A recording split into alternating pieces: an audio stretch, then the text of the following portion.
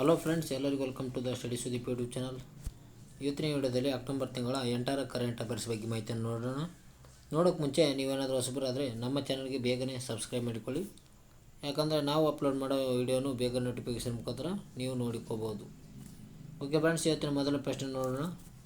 ಇವತ್ತು ನಮ್ಮ ಮೊದಲನೇ ಪ್ರಶ್ನೆ, ಭಾರತೀಯ ವಾಯುಪಡೆ ದಿನವನ್ನು ಯಾವಾಗ ಆಚರಿಸಲಾಗುತ್ತದೆ ಎಂದು ಪ್ರಶ್ನೆಯನ್ನು ಕೇಳಿದ್ದಾರೆ. ಇದಕ್ಕೆ ಸರಿಯಾದ ಉತ್ತರ ಆಪ್ಷನ್ಸ್ ಬಿ, ಅಕ್ಟೋಬರ್ 8. ಅಕ್ಟೋಬರ್ 8ರಂದು ಭಾರತೀಯ ವಾಯುಪಡೆ ದಿನವನ್ನು ಆಚರಣೆ ಮಾಡಲಾಗುತ್ತಾರೆ ಅಂತ ಹೇಳ್ಬೋದು. ಪ್ರತಿ ವರ್ಷ ಅಕ್ಟೋಬರ್ 8ನೇ ತಾರೀಕು ಈ ಭಾರತೀಯ ವಾಯುಪಡೆ ದಿನವನ್ನು ಆಚರಣೆ ಮಾಡಲಾಗುತ್ತದೆ. ಅದು ಭಾರತೀಯ ವಾಯುಪಡೆ ದಿನ ಆಚರಣೆ. ಅದೇ ರೀತಿಯಾಗಿ ಭೂಸೇನೆ ದಿನವನ್ನು ಪ್ರತಿ ವರ್ಷ ಜನವರಿ 15ನೇ ತಾರೀಕನ್ನು ವಿಶ್ವ ಭೂಸೇನೆ ದಿನಾಚರಣೆಯನ್ನು ಮಾಡುತ್ತಾರೆ. ಯಾವಾಗ ಜನವರಿ 15ಕ್ಕೆ ಏನು ಮಾಡ್ತಾರೆ? ಭೂಸೇನೆ ದಿನಾಚರಣೆಯನ್ನು ಮಾಡುತ್ತಾರೆ. ಅದೇ ರೀತಿ ಮುಂದೆ ನೋಡೋಣ. ಭಾರತ ಪ್ರತಿ ವರ್ಷ ಅಕ್ಟೋಬರ್ 8ರಂದು ಭಾರತೀಯ ವಾಯುಪಡೆ ದಿನವನ್ನು ಆಚರಿಸುತ್ತದೆ. 2024ರಲ್ಲಿ ಭಾರತ 92ನೇ ಭಾರತೀಯ ವಾಯುಪಡೆ ದಿನವನ್ನು ಆಚರಿಸಲಾಗುತ್ತಿದೆ. ಅಂದರೆ ಭಾರತ ಏನು ಮಾಡ್ತದೆ ಅಂದರೆ ಪ್ರತಿ ವರ್ಷ ಅಕ್ಟೋಬರ್ 8ರಂದು ಭಾರತೀಯ ವಾಯುಪಡೆ ದಿನಾಚರಣೆಯನ್ನು ಮಾಡುತ್ತದೆ ಅಂತ ಹೇಳ್ಬೋದು ನಾವು. ಈಗ 2024ರ ಭಾರತೀಯ ವಾಯುಪಡೆ ದಿನಾಚರಣೆ ಎಷ್ಟರದ್ದಪ್ಪ ಅಂತಂದರೆ 92ನೇ ಭಾರತೀಯ ವಾಯುಪಡೆ ದಿನಾಚರಣೆ ಆಗಿದೆ. ಎಷ್ಟನೇದು? 92ನೇದಾಗಿದೆ. ಇದು 2024ರದು 92ನೇ ಭಾರತೀಯ ವಾಯುಪಡೆ ದಿನಾಚರಣೆ, 92ನೇ ವಾಯುಪಡೆ ದಿನಾಚರಣೆ ಆಗಿದೆ ಅಂತ ಹೇಳ್ಬೋದು 2024ರದು. ಅದೇ ರೀತಿಯಾಗಿ ರಾಷ್ಟ್ರೀಯ ಭದ್ರತೆಯಲ್ಲಿ ಪ್ರಮುಖ ಪಾತ್ರ ವಹಿಸುವ ಭಾರತೀಯ ವಾಯುಪಡೆಯ ಕುರಿತು ಪರಿಚಯ ಮತ್ತು ಜಾಗೃತಿ ಮೂಡಿಸಲು ಈ ದಿನವನ್ನು ಆಚರಣೆ ಮಾಡ್ತಾರೆ. ಅಂದರೆ ಪ್ರತಿ ವರ್ಷ ಏನು ಮಾಡ್ತಾರೆ ಅಂದರೆ ರಾಷ್ಟ್ರೀಯ ವಾಯುಪಡೆಯ ಬಗ್ಗೆ ಮಹತ್ವವನ್ನು ಮೂಡಿಸಲು, ಅಂದರೆ ಯಾವ ದೇಶದಲ್ಲಿ ಯಾವ ರೀತಿಯಾಗಿ ನಮ್ಮ ದೇಶದಲ್ಲಿ ವಾಯುಪಡೆ ಕೆಲಸ ಮಾಡುತ್ತದೆ ಅಂತ ಅದರ ಪರಿಣಾಮವನ್ನು ನೋಡಲು, ಜೊತೆಗೆ ಜನರಿಗೆ ಜಾಗೃತಿಯನ್ನು ಮೂಡಿಸಲು ಕೂಡ ಈ ದಿನಾಚರಣೆಯನ್ನು ಮಾಡ್ತಾರೆ ಅಂತ ಹೇಳ್ಬೋದು ನಾವು. ಅದರ ಜೊತೆಗೆ ಅದರ ಪರಿಚಯ ಕೂಡ ಮಾಡುತ್ತಾರೆ, ಕಿರು ಪರಿಚಯ. ಭಾರತೀಯ ಸಶಸ್ತ್ರ ಪಡೆಯ ವಾಯು ವಿಭಾಗದ ಭಾರತೀಯ ವಾಯುಪಡೆಯು ಸುಮಾರು 1,500 ವಿಮಾನಗಳು ಮತ್ತು 1,70,000 ಸಿಬ್ಬಂದಿಗಳನ್ನು ಒಳಗೊಂಡಿದೆ ಅಂತ ಹೇಳಬಹುದು. ಎಷ್ಟು? 1,70,000 ಜನ ವಾಯುಸೇನೆಯಲ್ಲಿ ಸೈನಿಕರಿದ್ದಾರೆ. ಅದೇ ರೀತಿಯಾಗಿ 1,500 ವಿಮಾನಗಳು ವಾಯುಪಡೆಯಲ್ಲಿ ಕೆಲಸ ಮಾಡುತ್ತಿದ್ದಾವೆ. ಎಷ್ಟು? 1,500 ಅಂತ ಹೇಳ್ಬೋದು. ಇವು ಕೆಲಸ ಮಾಡುತ್ತಿವೆ ವಾಯುಪಡೆಯಲ್ಲಿ. ಅಮೇರಿಕ, ರಷ್ಯಾ, ಚೀನಾ ಮತ್ತು ಇವೆಲ್ಲ ದೇಶಗಳನ್ನು ಒಳಗೊಂಡಂತೆ ಭಾರತವು ವಾಯುಪಡೆ ವಿಶ್ವದ 4ನೇ ಅತಿ ದೊಡ್ಡ ವಾಯುಪಡೆಯಾಗಿದೆ. ಅಂತಂದರೆ ಅಮೇರಿಕ, ರಷ್ಯಾ ಆಗಿರ್ಬೋದು ಮತ್ತು ಚೀನಾ ಆಗಿರ್ಬೋದು, ಈ 3 ದೇಶಗಳು 1, 2, 3ನೇ ಸ್ಥಾನ ಪಡೆದರೆ ವಾಯುಪಡೆಯಲ್ಲಿ ನಮ್ಮ ಭಾರತ ದೇಶ 4ನೇ ಸ್ಥಾನ ಪಡೆದುಕೊಂಡಿದೆ. ಇದರಲ್ಲಿ ವಾಯುಪಡೆ ಅತಿ ಹೆಚ್ಚು ಸೈನಿಕರನ್ನು ಒಳಗೊಂಡಂತೆ ನಮ್ಮ ಭಾರತ ದೇಶ 4ನೇ ಸ್ಥಾನದಲ್ಲಿದೆ. ಅದೇ ರೀತಿಯಾಗಿ ಅಮೇರಿಕ ದೇಶ ಮೊದಲು, ರಷ್ಯಾ 2, ಚೀನಾ 3, ಇವು ದೇಶಗಳು 3 ಸ್ಥಾನಗಳಿದ್ದಾವೆ ಅಂತ ಹೇಳ್ಬೋದು. ಈ ವಾಯುಪಡೆಯ ಬಗ್ಗೆ ಇತಿಹಾಸ ನೋಡೋದಾದರೆ, ಇದು ಭಾರತೀಯ ವಾಯುಪಡೆಯನ್ನು ಅಧಿಕೃತವಾಗಿ ಅಕ್ಟೋಬರ್ 8, 1932ರಂದು ಸ್ಥಾಪಿಸಲಾಯಿತು. ಯಾವಾಗ? 1932ರಂದು ಈ ವಾಯುಪಡೆ ದಿನಾಚರಣೆಯನ್ನು ಮಾಡಲಾಗ್ತಾ ಬಂದಿದೆ. ಯಾವಾಗಿಂದ 1932ರಿಂದ ಭಾರತೀಯ ವಾಯುಪಡೆಯನ್ನು ದಿನವನ್ನು ಆಚರಿಸಲಾಗುತ್ತದೆ. 1932ರಿಂದ ಅಕ್ಟೋಬರ್ 8ರಂದು ಈ ವಾಯುಪಡೆ ದಿನವನ್ನು ಆಚರಿಸಲಾಗ್ತಾ ಬಂದಿದೆ ಅಂತ ಹೇಳ್ಬೋದು ನಾವು. ಆರಂಭದಲ್ಲಿ IAF ಕಾಯ್ದೆ 1932ರ ಅನುಸಾರ ಭಾರತೀಯ ವಾಯುಪಡೆ ಬ್ರಿಟಿಷ್ ಸಾಮ್ರಾಜ್ಯದ ಸಹಾಯಕ ವಾಯುಪಡೆಯಾಗಿ ಹೊರಹೊಮ್ಮಿತು. ಅಂತಂದರೆ 1932ಕ್ಕಿಂತ ಅನುಸಾರವಾಗಿ ಬ್ರಿಟಿಷರ ಅಧೀನದಲ್ಲಿ ಇದಿತ್ತಂತ ಹೇಳ್ಬೋದು. ಯಾವುದು? ವಾಯುಪಡೆ. ಇದು ಅಲ್ಲಿ ಕೆಲಸ ಮಾಡುತ್ತಿತ್ತು. ನಂತರ ದಿನಗಳಲ್ಲಿ ಇದು ಭಾರತ ದೇಶಕ್ಕೆ ಸೇರ್ಪಡೆ ಆಯಿತು ಅಂತ ಹೇಳ್ಬೋದು. ಸೇರಿಗೆಯಿಂದ ಭಾರತ ದೇಶದ ಸೈನಿಕರು ಕಾರ್ಯನಿರ್ವಹಿಸುತ್ತಾ ಬಂದಿದ್ದಾರೆ. ಸ್ವಾತಂತ್ರ್ಯ ನಂತರ ಇದರ ಸ್ಮರಣಾರ್ಥವಾಗಿ ಆಚರಿಸಿಕೊಂಡು ಬರುತ್ತಿರುವ ಈ ದಿನವನ್ನು ದೇಶದ ಸೇವೆಯ ವೇಳೆ ಹುತಾತ್ಮರಾದ ವಾಯುಪಡೆಯ ಸೈನಿಕರನ್ನು ಸ್ಮರಿಸಿ ಅವರಿಗೆ ಗೌರವ ಮತ್ತು ಕಾರ್ಯಕ್ರಮ ಈ ದಿನಾಚರಣೆಯ ಅತ್ಯಂತ ಪ್ರಮುಖ ಅಂಗವಾಗಿ ನೆರವೇರುತ್ತದೆ. ಅಂದರೆ ವಾಯುಪಡೆಯಲ್ಲಿ ಹುತಾತ್ಮರಾದ ಹಲವಾರು ಸೈನಿಕರ ಅವರ ನೆನಪಿಗಾಗಿ ಜೊತೆಗೆ ಈ ದಿನವನ್ನು ಆಚರಣೆ ಮಾಡಲಾಗುತ್ತದೆ ಅಂತ ಹೇಳ್ಬೋದು ನಾವು. ವಾಯುಪಡೆಯಲ್ಲಿ ಹುತಾತ್ಮರಾದ ಸೈನಿಕರಿಗೆ ಅವರ ಸ್ಮರಣಾರ್ಥವಾಗಿ ಈ ದಿನವನ್ನು ಆಚರಿಸಲಾಗುತ್ತೆ. ಅದೇ ರೀತಿಯಾಗಿ ಮುಂದೆ ನೋಡೋದಾದರೆ ವಾಯುಪಡೆಯಲ್ಲಿ ಈ ರೀತಿಯಾಗಿ ಸೈನಿಕರು ತಮ್ಮ ವಸ್ತ್ರವನ್ನು ಹಾಕ್ಕೊಂತಾರೆ ಅಂತ ಹೇಳ್ಬೋದು ನಾವು. ನೋಡಿ ಇಲ್ಲಿ ವಾಯುಪಡೆ ಅದೇ ರೀತಿಯಾಗಿ ವಾಯುಪಡೆಯ ಬಗ್ಗೆ ಮಾಹಿತಿಯನ್ನು ನೋಡೋಣ. ವಾಯುಪಡೆ ಇದು ಅಧ್ಯಕ್ಷರ ಸ್ಥಾನವನ್ನು ವಹಿಸಿಕೊಂಡಿರುವಂಥ ಒಂದು ಪಡೆಯಾಗಿದೆ. ಅಂದರೆ ಈ ಮೂರು ಸದಸ್ಯ ವಾಯುಪಡೆ, ಭೂಪಡೆ ಮತ್ತು ಸಾಗರ ಪಡೆ, ಈ ಮೂರು ಒಳಗೊಂಡಂತೆ ಒಬ್ಬರು ಅಧ್ಯಕ್ಷರಿರ್ತಾರೆ. ಅವ್ರು ಯಾರಪ್ಪ ಅಂತಂದರೆ ಅವರೇ ರಾಷ್ಟ್ರಪತಿ. ಈ ಪ್ರಸ್ತುತ ರಾಷ್ಟ್ರಪತಿ ಯಾರಪ್ಪ ಅಂತಂದರೆ ದ್ರೌಪದಿ ಮುರ್ಮು ಅವರು ಇದ್ದಾರೆ.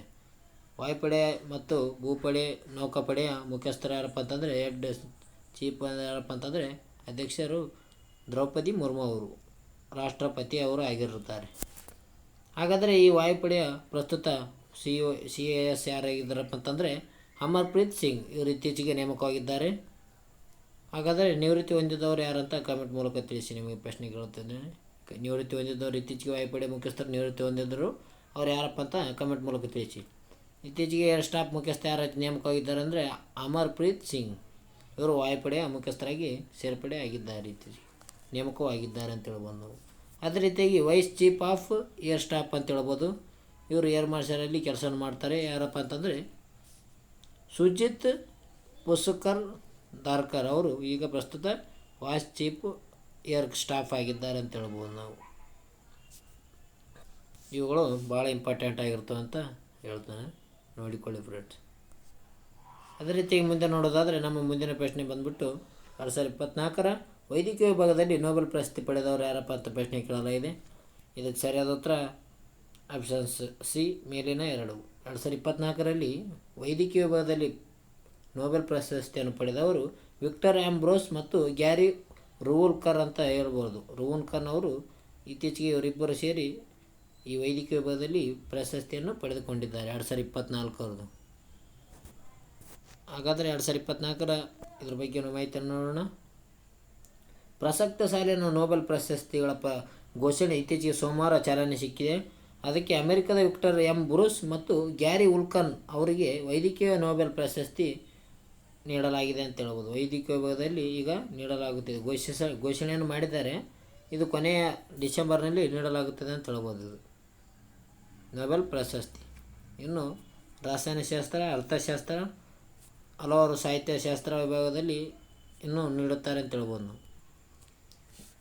ಮೈಕ್ರೋ RNAಗಳ ಸಂಶೋಧನೆ ಮಾಡಿದ್ದಕ್ಕಾಗಿ ಇವರಿಬ್ಬರಿಗೆ ಈ ಪ್ರಶಸ್ತಿಯನ್ನು ನೀಡಲಾಗಿದೆ. ಯಾರು? ವಿಕ್ಟರ್ ಎಂ ಬ್ರೂಸ್ ಮತ್ತು ಗ್ಯಾರಿ ಉಲ್ಕನ್ ರವರಿಗೆ ಈ ಮೈಕ್ರೋ RNAಗಳ ಸಂಶೋಧನೆ ಮಾಡಿದ್ದಕ್ಕಾಗಿ 2024ರ ನೋಬೆಲ್ ವೈದ್ಯಕೀಯ ವಿಭಾಗದಲ್ಲಿ ನೋಬೆಲ್ ಪ್ರಶಸ್ತಿಯನ್ನು ಪಡೆದುಕೊಂಡಿದ್ದಾರೆ. ಈ ಪ್ರಶಸ್ತಿಗಳ ಮೊತ್ತ ಎಷ್ಟಪ್ಪ ಅಂತಂದರೆ 84 ಲಕ್ಷ ನಗದು ಪಾರಿತೋಷಕ ಒಳಗೊಂಡಿದೆ ಅಂತ ಹೇಳ್ಬೋದು ಇದು. ಇವರ ಸಂಶೋಧನೆ ಕ್ಯಾನ್ಸರ್ ಸೇರಿದಂತೆ ವಿವಿಧ ಆರೋಗ್ಯ ಸಮಸ್ಯೆಗಳಿಗೆ ಹೊಸ ರೀತಿಯ ಚಿಕಿತ್ಸೆ ನೀಡಲು ವೈದ್ಯಕೀಯ ಸಮುದಾಯವು ಅನುವು ಮಾಡಿಕೊಟ್ಟಿತ್ತು. ಇದರಿಂದ ಇವರು ಏನು ಮಾಡಿದಾರಪ್ಪ ಅಂತಂದರೆ RNAಗಳ ಸಂಶೋಧನೆ ಮಾಡಿದ್ದಾರೆ. ವಿಕ್ಟರ್ ಎಂ ಬ್ರೂಸ್ ಮತ್ತು ಗ್ಯಾರಿ ಉಲ್ಕನ್ ಇವರು ವೈದ್ಯಕೀಯ ವಿಭಾಗದಲ್ಲಿ 2024ರಲ್ಲಿ ಈ ನೋಬೆಲ್ ಪ್ರಶಸ್ತಿಯನ್ನು ಪಡೆದುಕೊಂಡಿದ್ದಾರೆ ಅಂತ ಹೇಳ್ಬೋದು ನಾವು. ಇನ್ನು ಮುಂದೆ ಪಡಿತಾರಲ್ಲ ಅವ್ರ ಬಗ್ಗೆ ಕೂಡ ಚರ್ಚೆಯನ್ನು ಮಾಡೋಣ ಮುಂದಿನ ತರಗತಿಯಲ್ಲಿ. ಮೈಕ್ರೋ RNA ಅಂದರೆ ಏನಪ್ಪ ಅಂತ ನೋಡೋಣ. ಮೈಕ್ರೋ RNA ಏನಪ್ಪ ಅಂತಂದರೆ ಇವು ಅತ್ಯಂತ ಸಣ್ಣ ಕಣಗಳಾಗಿದ್ದಾವೆ. ಅಂದರೆ ಕಣಗಳಾದ ಜಿನ್ಗಳು. ಜಿನ್ ಅಂತಂದರೆ ವಂಶವಾಹಿ ಅಂದರೆ ಅಂತ ಹೇಳ್ಬೋದು. ವಂಶವಾಹಿ ಕಣಗಳಿವು. ಇವು ಯಾವ ಸಂದರ್ಭದಲ್ಲಿ ಹೇಗೆ ಕಾರ್ಯನಿರ್ವಹಿಸಬೇಕು ಎಂಬುದನ್ನು ನಿಯಂತ್ರಿಸುತ್ತವೆ. ಹೀಗಾಗಿ ದೇಹದ ಎಲ್ಲ ಭಾಗಗಳಲ್ಲಿ ಒಂದೇ ರೀತಿಯ ಜಿನ್ಗಳು, ಜೀವಕೋಶಗಳು ಇದ್ದರೂ ಕೂಡ ಅವುಗಳ ಕಾರ್ಯನಿರ್ವಹಣೆಗೆ ಮಾತ್ರ ಬೇರೆ ಬೇರೆ ಇದ್ದಾವೆ. ಅಂತಂದರೆ ಮನುಷ್ಯನ ದೇಹದಲ್ಲಿ ಒಂದೇ ಜಿನ್ಗಳಿರ್ತವೆ, ಆದರೆ ಅವುಗಳ ಕಾರ್ಯ ಬೇರೆ ಬೇರೆಯೇ ಹೊಂದಿರ್ತವೆ ಅಂತ ಹೇಳ್ಬೋದು ನಾವು. ಇವುಗಳ ಬಗ್ಗೆ RNAಗಳನ್ನು ಈ ವಿಕ್ಟರ್ ಮತ್ತು ಗ್ಯಾರಿ ಅವರು ಸಂಶೋಧನೆಯನ್ನು ಮಾಡಿದ್ದಾರೆ. ಯಾರೋ ಮೈಕ್ರೋ RNA ಜಿನ್ಗಳ ಬಗ್ಗೆ ಇವರು ಸಂಶೋಧನೆ ಮಾಡಿದ್ದಾರೆ ಅಂತ ಹೇಳ್ಬೋದು. ಇವರು ಯಾವ ವಿಭಾಗದಲ್ಲಿ ಸಂಶೋಧನೆ ಮಾಡಿದ್ದಾರೆ ಅಂತ ಪ್ರಶ್ನೆ ಕೇಳಿದರೆ ಮೈಕ್ರೋ RNAಗಳಲ್ಲಿ ಸಂಶೋಧನೆ ಮಾಡಿದ್ದಾರೆ, ಅಥವಾ ವಂಶವಾಹಿ ಜಿನ್ ಅಂತ ಬಂದಿದ್ದರೂ ಕೂಡ ಅದಕ್ಕೆ ಸರಿಯಾದ ಉತ್ತರ ಆಗುತ್ತದೆ. ಅದೇ ರೀತಿ ಮುಂದಿನ ಪ್ರಶ್ನೆ ನೋಡೋದಾದರೆ ವಿಶ್ವ ಬಾಹ್ಯಾಕಾಶ ಸಪ್ತಾಹ ವಾರ ಯಾವಾಗ?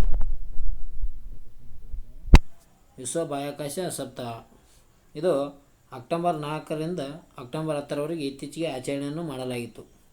ಅವಾಗಿಂದ ಅಕ್ಟೋಬರ್ 4ರಿಂದ ಅಕ್ಟೋಬರ್ 10ರವರೆಗೆ ವಿಶ್ವ ಬಾಹ್ಯಾಕಾಶ ಸಪ್ತಾಹ ದಿನವನ್ನು ಆಚರಣೆ ಮಾಡಲಾಗಿದೆ ಅಂತ ಹೇಳ್ಬೋದು ನಾವು.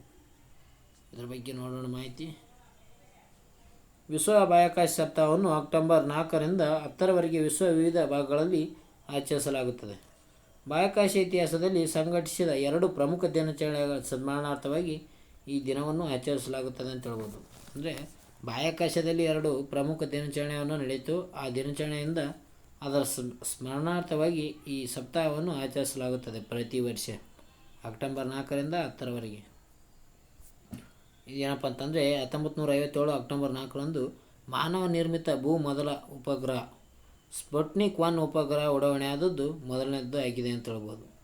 ಇದು ತೆರೆಯಿತು, ತ್ರಿಜ್ಯವನ್ನು ತೆರೆಯಿತು ಅಲ್ಲಿ ಬಾಹ್ಯಾಕಾಶದಲ್ಲಿ, ಅದರ ನೆನಪಿಗಾಗಿ ಮೊದಲನೇದ್ದು.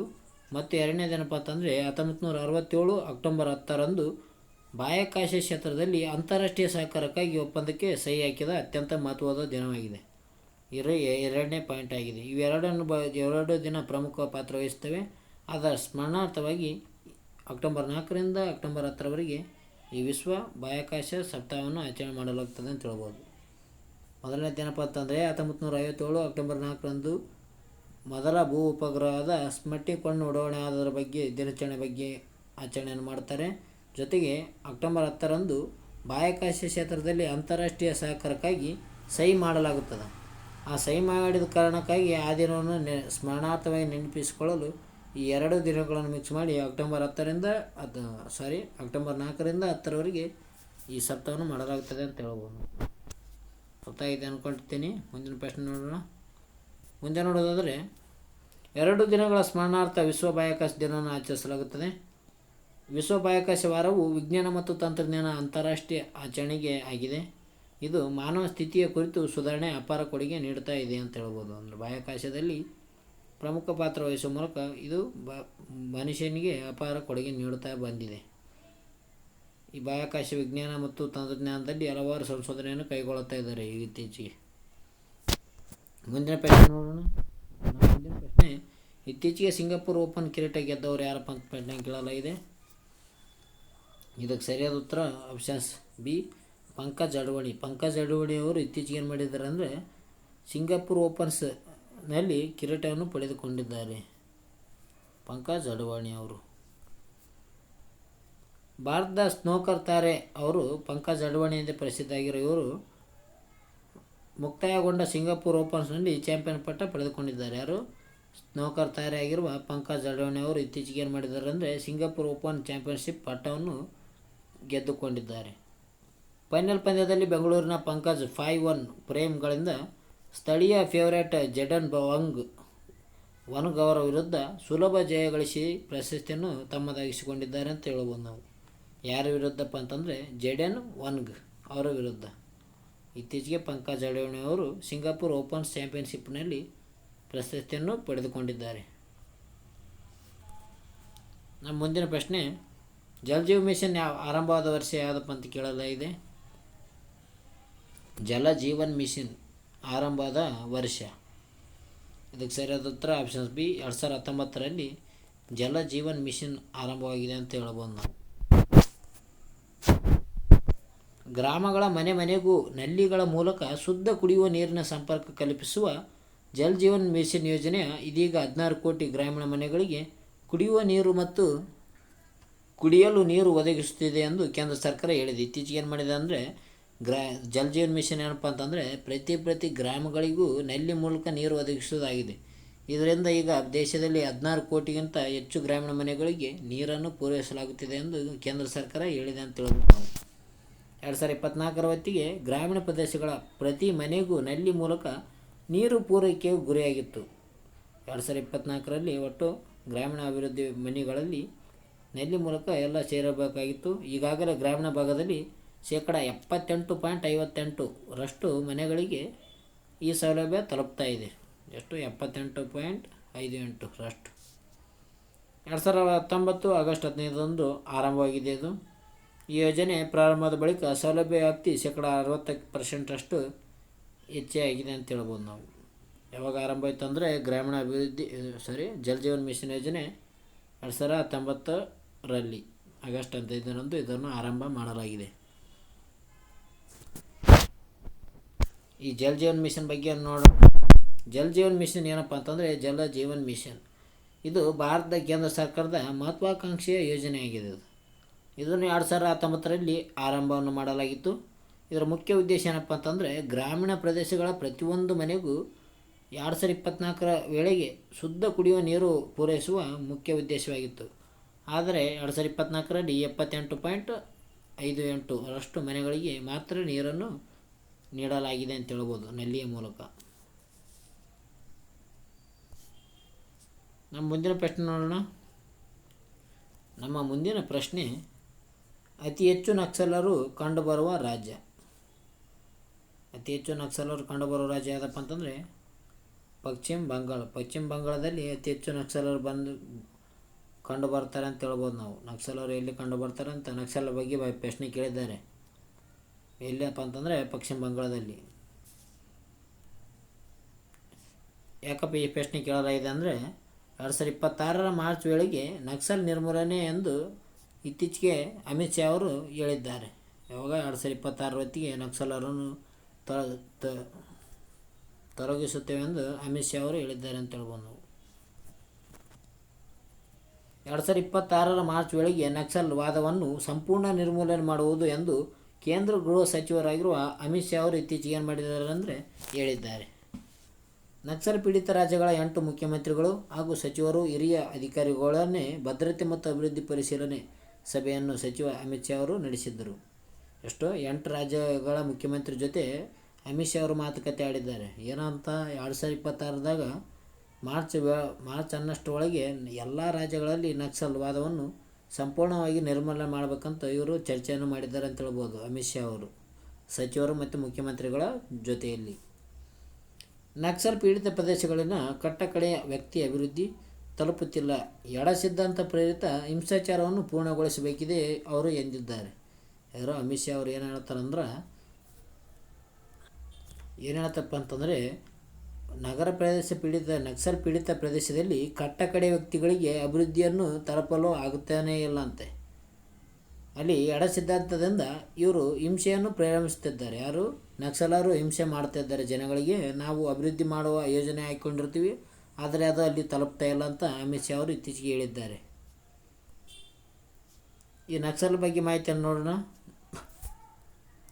ನಕ್ಸಲ್ ಅಥವಾ ನಕ್ಸಲಿಸಮ್ ಎಂದು ಇದನ್ನು ಕರೀತಾರೆ. ಇದು ಭಾರತದಲ್ಲಿ ನಡೆಯುತ್ತಿರುವ ಮಾವೋವಾದಿ ಅಂತ ಹೇಳ್ಬೋದು ಅಥವಾ ಸೌಮ್ಯವಾದಿ ಸಶಸ್ತ್ರ ಚಲನೆಯನ್ನು ಸೂಚಿಸುತ್ತದೆ. ಇದು ಚಳವಳಿ ಏನಪ್ಪ ಅಂತಂದರೆ 1967ರಲ್ಲಿ ಯಾವಾಗ 1967ರಲ್ಲಿ ಪಶ್ಚಿಮ ಬಂಗಾಳದ ನಕ್ಸಲ್ಬಾರಿ ಎಂಬ ಗ್ರಾಮದಲ್ಲಿ ಇದು ಪ್ರಾರಂಭ ಮಾಡಲಾಗುತ್ತದೆ. ಇಲ್ಲಿ ಪಶ್ಚಿಮ ಬಂಗಾಳದಲ್ಲಿ PB ಅಂತ ಹೇಳ್ಬೋದು ನಾವು.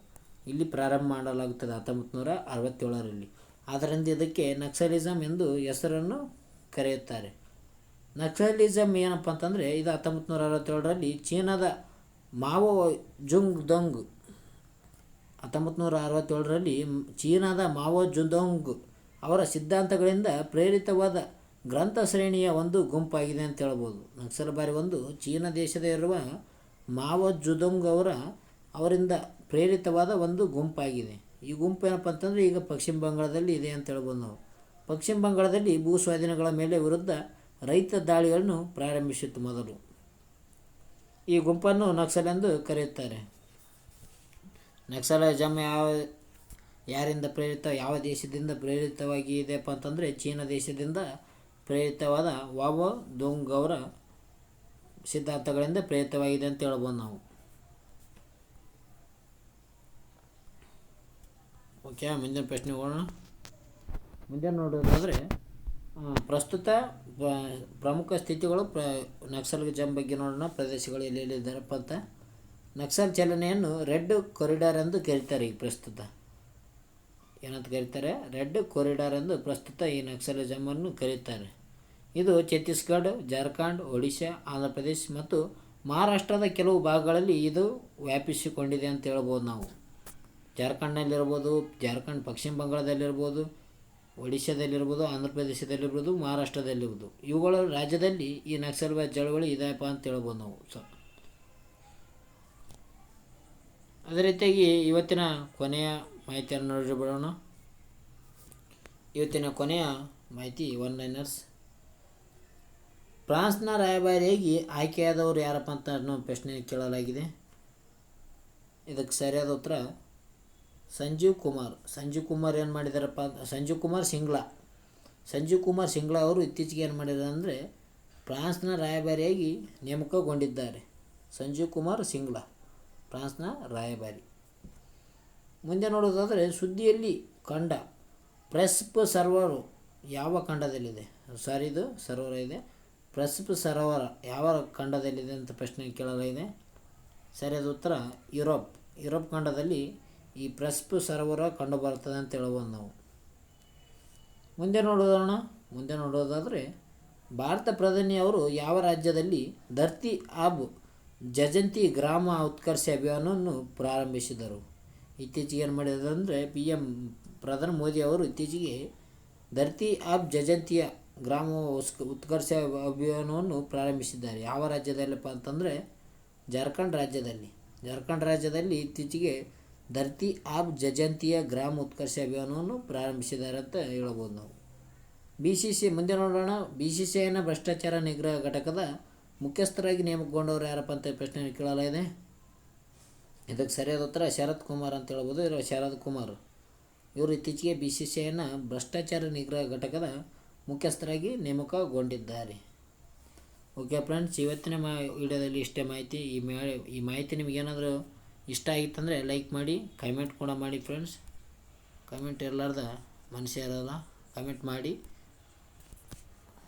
ಕ್ರಿಯೆಗೆ ಪ್ರತಿಕ್ರಿಯೆ ಕೊಡಿ. ನಮ್ಮ ವಿಡಿಯೋ ನೋಡ್ತಾರೆ ಅಂತ ನಮಗೂ ಗೊತ್ತಾಗುತ್ತೆ. ಓಕೆ ಫ್ರೆಂಡ್ಸ್, ಇವತ್ತಿನ ವಿಡಿಯೋದಲ್ಲಿ ಇಷ್ಟೇ. ನಿಮಗೇನಾದರೂ ಈ ವಿಡಿಯೋ ಇಷ್ಟ ಆಯ್ತು ಅಂದರೆ ಇನ್ನೂ ಹೆಚ್ಚಿನ ಮಾಹಿತಿಯನ್ನು ಆದಷ್ಟು ಬೇಗ ತರ್ತಾ ಇರೋಣ. ಓಕೆ ಫ್ರೆಂಡ್ಸ್, ಇವತ್ತಿನ ವಿಡಿಯೋದಲ್ಲಿ ಇಷ್ಟೇ. ಮುಂದಿನ ವಿಡಿಯೋದಲ್ಲಿ ಸಿಗೋಣ. ಎಲ್ಲರಿಗೂ ಬಾಯ್ ಫ್ರೆಂಡ್ಸ್.